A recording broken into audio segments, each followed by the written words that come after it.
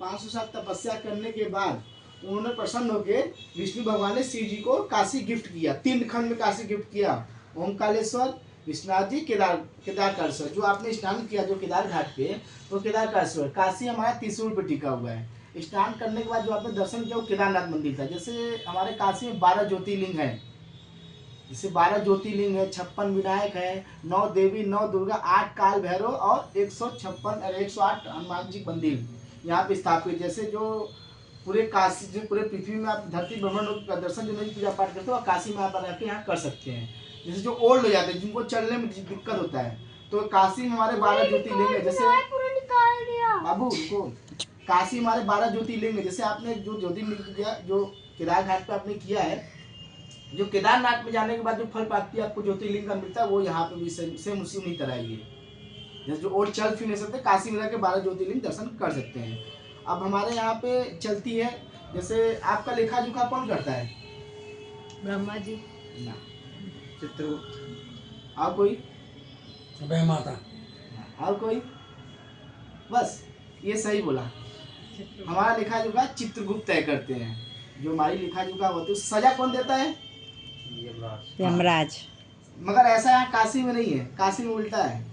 सिर्फ धरती पे काशी का ऐसा है कि हमारा लेखा जोखा काल भैरव तय करेंगे। जैसे बोला गया है ना कि जो जैसा कर्म करेगा उसको अगर ऐसा भोगना पड़ेगा। अगर आप इस जन्म में अगर नहीं भोग पाते तो अगले जन्म में भोगना पड़ेगा। मगर काशी में ऐसा नहीं है, क्योंकि ये मोक्ष नगरी है काशी। काशी हमारी मोक्ष नगरी है। काशी में काल भैरव की चलती है। उसका क्यों रीजन चलता है ये सब बता रहे हैं। जब कहानी स्टार्ट करें उसी में ये सब आपका जाएगा। ये तो खाली पूछ रहे से बता रहे हैं। यहाँ हमारे काल भैरव चलती है। आप जो भी जैसा कर्म करिए, चाहे अच्छा बुरा जो होता है, आपका काल भैरव करेंगे। अगर आपको डेड बॉडी से आत्मा भी निकालनी होगी ना, निकालेंगे यमराज ही, मगर काल भैरव से परमिशन लेंगे। उनके बिना परमिशन के आप वो टच तक आपको नहीं कर सकते। ना लेखा जोखा आपका चित्रगुप्त करेंगे जब तक आप काशी नगरी में हैं। काशी नगरी में जो भी आप करिए आपका, जैसे आप गलत करें आपके साथ गलत होगा, ये दिमाग में डाल लीजिए। कब होगा वो उसका नहीं, मगर यही होगा आपका, या तो घर जाके हो, उसको आपको सजा मिलना उसको। क्योंकि मोक्ष नगरी मतलब जब किसी चीज से नील मतलब अगर पूरी तरह से फ्री हो जाएंगे तभी आपको मोक्ष मिलता है। इसीलिए काशी ये मोक्ष नगरी। आपकी जो गंगा जल नहीं ले जा सकता, जो आपने बोला कि लेके जाना है, उसका वो जब कहानी अभी जो बताया उसी में ही सब मिलेगा आपको। अब आगे यहाँ पे 84 घाट है, एक 85 भी है। जो नमो घाट जो मोदी ने बनवाया वो प्लस हो गया, 85 हो गया। मगर 84 हमारा काशी का घाट है।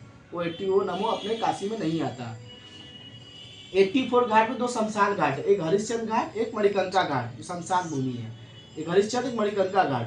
और 5 स्नान घाट है, दशाश्वमेध, मणिकंका, पंचगंगा, हरिश्चंद्र और 80 घाट।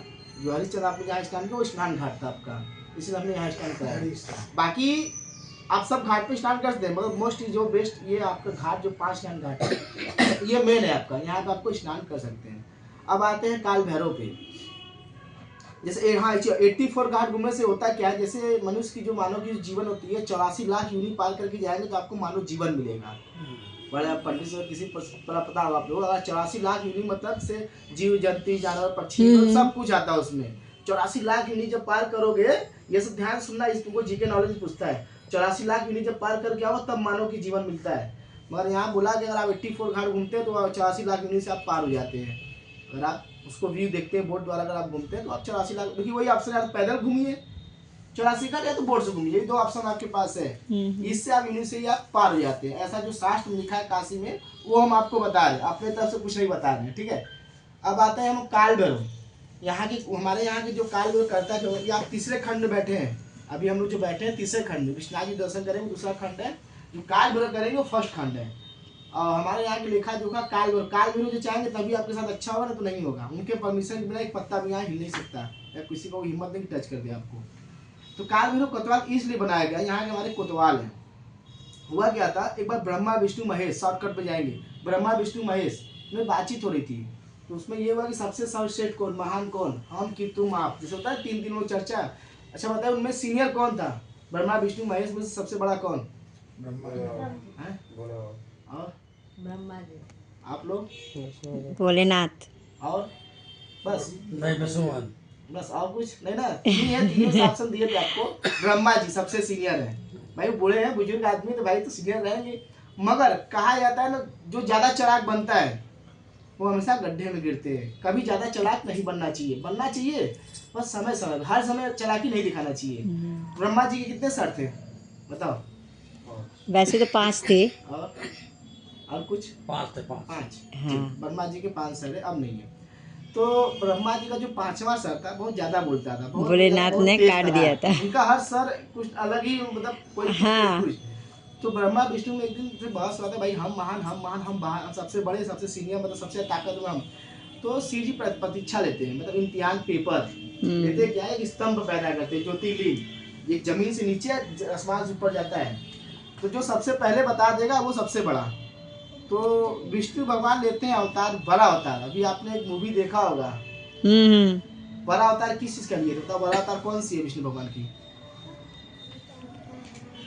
वो है जो पृथ्वी को जो देखे थे, क्या नाम था उसका, जिसमें नरसिंह में जो था वो जो पृथ्वी को ऊपर लाए थे। नहीं, गंगा माता को जो निकाल के ऊपर लाए थे। इनके इधर एक पशु की तरह होते तो ये सही बताए, सुअर अवतार। हाँ सुअर। अभी कौन सा मूवी आया था कार्टून वाला, उसमें भी विष्णु भगवान ने बड़ा अवतार उसी समय लिया। पृथ्वी को वही तो निकाल के लाए थे समुद्र से। पृथ्वी को नहीं लाए थे, वो गंगा माता को लाए थे, जमीन के पताल के नीचे से उनको, क्योंकि अच्छा हाँ, उनको भी लाए थे। हाँ, वो गंगा माँ को नीचे ले गया था, कैद किया था। तो विष्णु भगवान उस समय बड़ा अवतार लेते हैं, बड़ा अवतार लिया वो था। नीचे जाते हैं, जमीन के नीचे जाते हैं, गंगा माँ को मुक्त करा के लेके चले जाते हैं, तो उसका वध भी कर देते हैं। वो उसी समय बड़ा अवतार लेते हैं।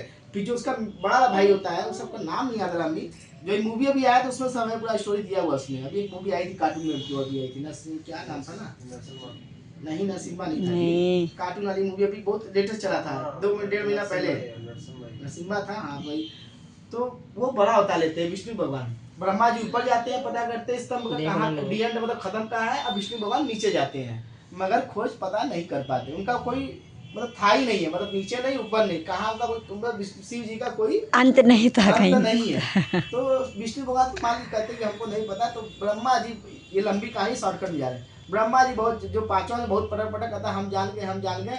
तो अब शिव जी भाई भोले आदमी, उनका एक रुद्र पैदा होता है, काल भैरव, एक उनका रुद्र पैदा होता है, काल भैरव। काल भैरव जब पैदा होता है, प्रकट होता है सामने, और इतना प्रचंड एकदम काले, मतलब कि अगर प्रतिमा, मतलब उनकी कोई छवि को भी नहीं झेल सकता, काल भैरव की छवि को, सोच लीजिए। तो काल भैरव गुस्से में किए क्या, काली उंगली से अपने ब्रह्मा जी का 5वां सर काट देते हैं। 5वां सर काटते ही काली उंगली में उनके ब्रह्मा जी का 5वां सर चिपक जाता है। चिपक, किसी पंडित को अगर तुम मार दोगे तो लग जाता है ब्रह्म हत्या, किसी भी आप पंडित को मार दीजिए तो ब्रह्म हत्या लग जाता है। तो काल भैरव को लग गया ब्रह्म हत्या। अब ब्रह्म हत्या की मुक्ति यही निराली यही काशी में है, सोच लीजिए। अगर ब्रह्म हत्या, गाय हत्या सब काशी में निवारण है, आप कहीं नहीं है। तो जब ब्रह्म हत्या लगता है तो होता है कि अब क्या किया जाए भाई, काल भैरव तो लग गया ब्रह्म हत्या। तब वो पृथ्वी का परिक्रमा करो, जाओ पूरा भटको कहीं कहाँ जहाँ होगा। तो लास्ट में आते हैं काल भैरव, काशी में आते हैं, तो गंगा जी में ब्रह्म जी का सर चला जाता है, उस हाथ से छूट कर उनको मुक्त हो जाते हैं। काल भैरव जब काशी में आते हैं उनको मुक्त मिल जाता है। तो इसीलिए काल भैरव को पसंद ना कि हम यहीं रहेंगे। तो शिव जी ने उनको वरदान दे, यहाँ के तुम लेखा जोखा तय काल भैरव तुम तय करोगे, यहाँ कोई नहीं करेगा तुम्हारे संग। अगर कोई भी परमिशन, कोई भी कुछ करना तो काल भैरव से आपको आज्ञा लेना पड़ेगा, कोई भी काम करने से पहले। तो यहाँ को उनको कोतवाल बना दिया गया। उसके बाद आते हैं मणिकंका घाट। अब ये इसी में है, गंगा जल का आपका मिलेगा सब, ये मेन आपको बताएंगे, बाकी तो बहुत सी चीज़ है। मणिकंका घाट जो शमशान घाट है, 2 शमशान घाट में से ये मोक्ष नगरी क्यों है, इसका रीजन ये है। तो शिव जी और पार्वती जब काशी में आए थे तो गंगा स्नान किए थे, मणिकंका घाट को स्नान घाट है सर। धरती में सबसे पवित्र माना गया मसान घाट को, इससे पवित्र जगह धरती में कोई नहीं, मंदिर भी नहीं है। सबसे पवित्र मसान घाट है, इससे पवित्र मंदिर में भी आपको नहीं मिलेंगे लोग। वहाँ पे भी छल कपट चलता है, मगर मसान घाट पे छल कपट नहीं चलता, ये जान लीजिए। मन में छल कपट चलेगा, आप शमशान घाट जाएंगे मन में छल कपट हट जाएगा, ऑटोमेटिक है। बुरा से बुरा आदमी रहेगा ना, उसके माइंड से जीरो हो जाएगा वहाँ जाने के बाद, इसीलिए उसको पवित्र माना गया है। हुआ क्या था, शिव जी पार्वती जी गंगा स्नान कर रहे थे। गंगा स्नान करते समय माता पार्वती का कान का कुंडल और शिव जी की मस्तक की मणि पानी में गिर गई थी, मतलब हेरा गया पानी में। अब माता पार्वती को जैसे किसी लड़की से आप लोग शादी करके आई, आपकी माता ने आपको गहना ना चढ़ाया, कान का कुंडल, हार और जो भी चढ़ाया, तो माता पार्वती को जो कान का कुंडल मिला था उनकी माता ने उनको दिया था। अब वो पानी में गुम हो गया। गुम होते समय सीजी खोजने लगे। भाई आपका सामान होगा तो आपके पति खोजेंगे, इनका कहूँगा तो उनके पति ही खोजेंगे, बाहरी कोई उतना मतलब नहीं, बदमाशी से वो मजा लेंगे, हाँ ये बस। तो शिव जी अपना खोज रहे थे, खोजते दौरान उनको मिला नहीं। और शिव जी हो गए क्रोधित में, हो गए गुस्सा आ गए तो भाई वो श्रापे देंगे और क्या देंगे, इससे ज़्यादा कुछ करेंगे नहीं। तो उन्होंने श्राप दे दिया कि जाओ मैं जैसे कड़कती धूप पे तपा हूँ, ये धरती पूरा शमशान रहेगी, तपती रहेगी। अब भाई तपती रहेगी, शमशान रहेगी, तो यहाँ कोई आएगा नहीं, यहाँ कोई बैठेगा नहीं, गर्म जगह कोई बैठना पसंद ही नहीं, कोई आएगा नहीं। तब विष्णु भगवान सामने प्रकट होते हैं, शिव जी ने आपने ये क्या कर दिया, आपने श्राप दे दिया, यहाँ काशी में से तो कोई आएगा ही नहीं, मतलब कोई यहाँ दिखेगा नहीं। तब विष्णु भगवान कश्यप का अवतार लेते हैं। कश्यप जानते हो क्या अवतार होता है? कछुआ का अवतार लेते हैं। वो जाते हैं पानी में, खोजते हैं, खोज के लाके उनको वापस करते हैं। माता कान का कुंडल, माता पार्वती, जबकि माता पार्वती बोलती भी है गंगा माँ से, जब कान का कुंडल गुम हुआ था, कि माता मुझे पता है कि कान का कुंडल आप भी ने लिया, मुझे लौटा नहीं रही, वो गंगा माँ ली है, लौटा नहीं रही है, उनका हृदय से दिल जलता है। तो उसी ने शिव जी ने बोला जैसे पार्वती की भाई अंदर से दिल हृदय जल रहा है, तो इस शिव जी क्रोध में आके श्राप देते, जैसे मेरी पार्वती जली वैसे ये धरती तपन में जलती रहेगी। तब जब वापस कर देते हैं कश्यप अवतार लेके विष्णु भगवान, तो बोलते हैं कि आपने ये कर दिया, अब क्या होगा, तो इसको कुछ उपाय करिए इसका।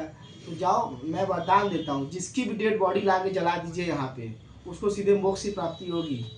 जिसकी भी कहीं से डेड बॉडी ला के जलाइए। काशी में एक काशी ऐसा है 24 घंटा चिताएं जलती है, और ऐसा धरती पे कहीं नहीं कि 24 घंटा चिता न जले।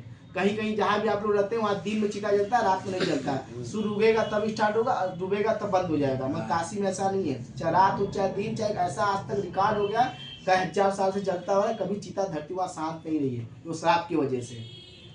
और 24 घंटा आपको चिता मिलेगी जलते हुए। अब मोस्टली गंगा जल क्यों नहीं ले जाना चाहिए, अब सुनिए, इसलिए ले जाना चाहिए जिनकी जो बॉडी जल जाती, जो राख हो जाता है, वो गंगा में विसर्जन हो जाता है। वहाँ के जो डोम होते हैं, आपको थोड़ा सा तो दे देंगे घर ले जाने को, बाकी पूरा विसर्जन हो जाता है।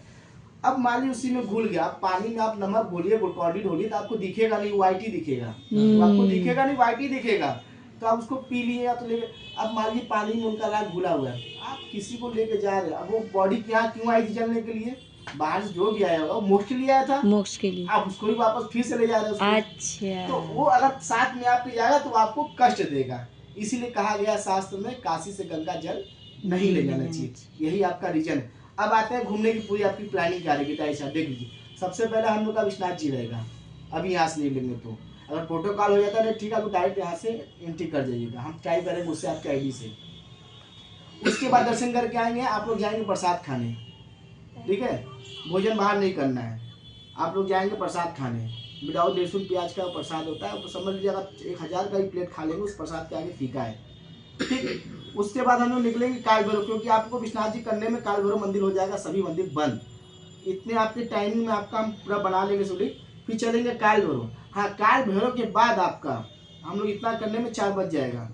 उसके बाद अगर आपका मन होगा बोट राइडिंग से गंगा आरती देखने का, घूमने का, तो बताइएगा, नहीं तो हमें कोई वो नहीं है, वापस हम ला के होटल आपको छोड़ देंगे। हाँ, एक चीज़ जान लीजिए, अगर उधर से अगर हम बोट राइडिंग करते हैं, अगर उधर से बोट राइडिंग करते हैं, तो हम लोग एक फ़ायदा बेनिफिट क्या लगे, एक साइड का आपका जो भाड़ा होगा वो बच जाएगा, क्योंकि हम लोग वापसी इधर ही उतर जाएंगे, क्योंकि हमको कहना पड़ता है पैसा आप ले जाएंगे, वो चलेगा मेरा, तो हम लोग का रोज काम होता है। तो हम यहाँ पे वापसी में बोट यहाँ उतरवा देते हैं। अब बोट राइडिंग का चार्ज लड़के ने पूछा 400, और हमने बताया था 350 आपको। ये पूछा, हम जानते हैं कि ये लोग जाएंगे तो महंगाई बताएगा, हमारा हम जानते हैं कितना हम लोग करवाना है, मगर 350 वाले में गंगा आरती आपको दिखेगा नहीं, इस पर जान लीजिए, क्योंकि जब बड़ी बड़ी बोट लगेंगी तो छोटे वाली बोट वाले दब जाएंगे। अब ये बच्चा छोटा वाला, इसके सामने का पापा खड़े जाएंगे तो ये दब जाएगा। यही हाल होता है गंगा आरती समय, घूमते समय तो आपका भी सब नज़ारा आपको दिखेगा, गंगा आरती समय में यही दिक्कत होता है। हम 350 वाला ही बोलेंगे, 350 वाला भी करवा देंगे।